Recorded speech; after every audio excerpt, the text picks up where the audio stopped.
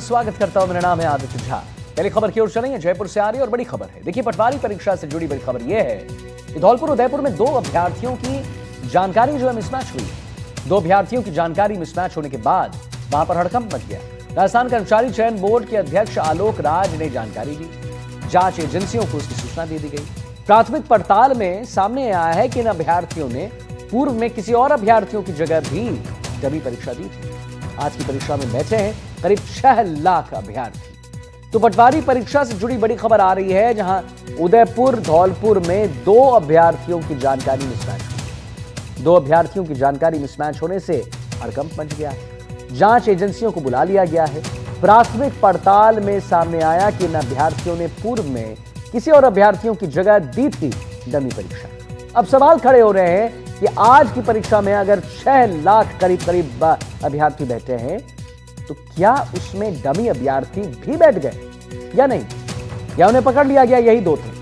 कई सारे सवाल हैं जो लोगों के मन में और जितने ऑफिसर्स के मन में उनमें चल रहे हैं।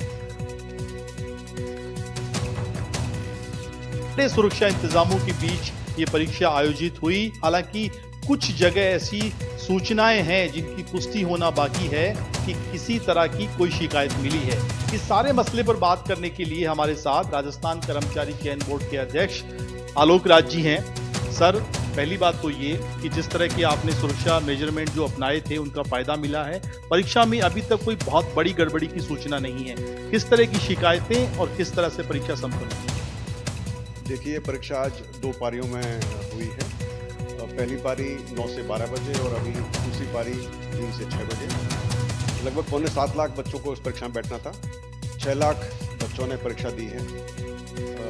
कड़े सुरक्षा इंतजाम थे, खासकर बायोमेट्रिक्स के, फेस स्कैन, फ्रिस्किंग और सीसीटीवी कैमरास, वीडियोग्राफी, तो बहुत सारे इंतजाम थे ताकि इंश्योर कर सकें कि कोई डमी परीक्षा में ना बैठे, कोई पेपर लीक की समस्या ना हो और कोई नकलबाजी ना हो। तो इन सब का इंतजाम था और अभी तक हमको बहुत खुशी है बताने में कि ऐसी कोई भी बड़ी परेशानी नहीं हुई है जिसकी वजह से कोई गड़बड़ी हो या कोई परेशानी हो। 2 रिपोर्ट्स मिली हैं जिसमें फेस मिसमैच पाया गया है अभ्यर्थी का, या उसका दूसरे किसी जगह मैच करता है। तो ये जो अभी इनकी जांच की जा रही है, जांच पूरी होने के बाद ही पता लग सकेगा कि वास्तव में वो डमी अभ्यर्थी थे या नहीं थे या क्या था। कई बार जो सॉफ्टवेयर होता है वो भी उसके अंदर कुछ एरर हो सकती है, या सॉफ्टवेयर भी एक मशीन है या एक सिस्टम है जो कि पूरी तरह से फुलप्रूफ नहीं माना जा सकता। तो पूरी जांच होने के बाद ही पता लगेगा। उसके अलावा और ऐसे कोई भी किसी तरह की रिपोर्ट्स नहीं है जिससे कि हमको परेशानी हो या कोई चिंता हो। शिकायतें कहाँ पर आई हैं और किस तरह की कैटेगरी में इनको रखा जा रहा है? बेसिकली जैसे मैंने बताया कि ये फेस मिसमैच की शिकायत है, तो एक शिकायत धौलपुर की तरफ से और एक उदयपुर की तरफ से है। तो उनकी जांच हो रही है अभी कि वो मिसमैच जेन्युइन है, वास्तव में है या नहीं है, और उसके बाद ही कुछ बताया जा सकेगा कि वो किस कैटेगरी में। यदि फेस मैच नहीं करता है या बायोमेट्रिक्स मैच नहीं करता तो नेचुरली वो केस डमी का हो जाता है। तो ये हम बाद ही बता पाएंगे जब पूरी जाँच हो जाएगी। उसके बाद पुलिस को शिकायत दे दी गई है? वो तो जिला प्रशासन हमेशा इन्फॉर्म ही करता है पुलिस को, ताकि वो उसके अंदर सम्मिलित हो सकें, जांच कर सकें, और तो वो भी इसकी पूछताछ करते हैं। आज जिस तरह से बहुत सारी तस्वीरें आई, कोई लेट पहुंच गया या कोई टाइम पे जिस तरह से दीवार कूदने की एक तस्वीर हम देख रहे थे, या कुछ जगह लोग जो हैं आपकी सख्ती की वजह से एक बनियान में एग्जाम देने आ गया, तो इन सारे जो आपने सख्ती अपनाई उसका परीक्षा पे कुछ असर पड़ा है? आंकड़ों पे या अभ्यर्थियों की मानसिकता पे कोई असर पड़ा है? देखिए, बहुत बड़ी परीक्षा थी ये। 38 जिलों में परीक्षा हुई है। 6.25 लाख बच्चों का इंतजाम किया गया था और 6 लाख बच्चे इस परीक्षा को देने आए। तो ये बहुत आम बात है कि इतनी बड़ी परीक्षा इतनी जगह की जाए अक्रॉस दी राजस्थान, पूरे स्टेट के अंदर, तो छुटपुट इस तरह की घटना हो सकती है जहाँ पर कि परीक्षार्थी या तो टाइम से ना पहुँचे, फिर वो प्रयास करते किसी न किसी तरह से परीक्षा केंद्र में घुस जाएँ।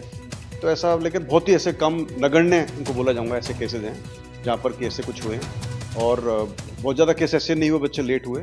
आज मैंने खुद में जब परीक्षा होती है हमेशा कम से कम एक परीक्षा सेंटर पर जाता हूँ। सुबह में गया था एक परीक्षा सेंटर पर, फिर दोबारा दोपहर में गया था, और मैंने देखा कि हर जगह पर परीक्षार्थी बिल्कुल टाइम से पहुँच गए थे और कोई परीक्षार्थी बाहर नहीं था, और उसके बाद भी 3-4 मिनट बचे हुए थे। हाँ, हो सकता है किसी जगह पर परीक्षार्थी यदि खुद लेट हो जाएं या कोई गाड़ी लेट हो जाए, कोई बस लेट हो जाए या उनको एड्रेस ना मिल पाए, तो उन हालत में हो सकता है। इसीलिए हम हमेशा अपील करते हैं अभ्यर्थियों से कि वो टाइम से परीक्षा केंद्र पर पहुँचें। आज आपको 2 साल भी बतौर अध्यक्ष हो रहे हैं। कार्यकाल एक बड़ी चुनौती था, कैसे देखते हैं आप इसे? 2 साल का जो टाइम था वो बहुत अच्छे से गुजर गया। हमारी काफ़ी उपलब्धि रही, लगभग 88 भर्तियां हमने की पिछले 1.5 साल में, क्योंकि मैंने जो पहली परीक्षा कराई थी वो जनवरी 2024 में कराई थी स्टार्ट, और पिछले 1.5 साल में लगभग 88 भर्तियां और 110 एग्ज़ाम, क्योंकि कई भर्तियों के एग्ज़ाम 2 पेपर होते हैं या मल्टीपल शिफ्ट्स होती हैं, तो ऐसे करके लगभग 108 या 10 एग्ज़ाम हम करा चुके हैं आज के 2 एग्ज़ाम मिला के। और ये सब तभी संभव हो पाया क्योंकि हमारे पास जो टीम है बोर्ड के अंदर वो बहुत अच्छी है। हमारे मेंबर साहिबान, हमारे स्टाफ, हमारे सचिव साहब और हमारा पूरा जो स्टाफ है, टीम आरएसएस भी बहुत अच्छा काम कर रही है। बातचीत के लिए बहुत शुक्रिया।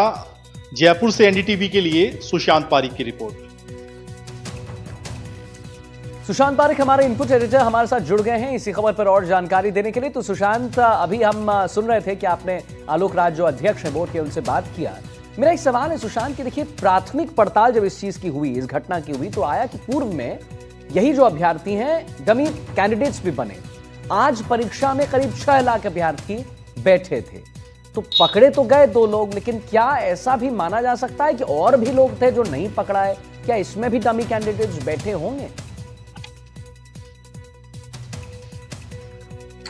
देखिए, ऐसा तो नहीं कह सकते आदित्य, क्योंकि 2 के बारे में ही अभी तक शिकायत मिली है, और दोनों के बारे में जो इन्फॉर्मेशन है वो उनकी जो आईडी और जानकारी है वो मिसमैच होने की है। जो एक कैंडिडेट धौलपुर का है उसके बारे में ये पता चला है कि उससे पहले किसी दूसरे की जगह परीक्षा देकर आया, जो उसका रिकॉर्ड चेक किया गया और उसके बारे में पहले से शिकायत थी, यानी उसका क्रिमिनल रिकॉर्ड था, और उसकी शिकायत दे दी गई है जांच एजेंसियों को। और ठीक इसी तरह का एक मामला उदयपुर का है। दोनों के बारे में जब जांच एजेंसियों को शिकायत दी गई है तो पूरी प्रक्रिया की पालना होगी, एफआईआर दर्ज होगी और दोनों इस परीक्षा में बैठने के योग्य नहीं रहेंगे, ये बिल्कुल साफ है।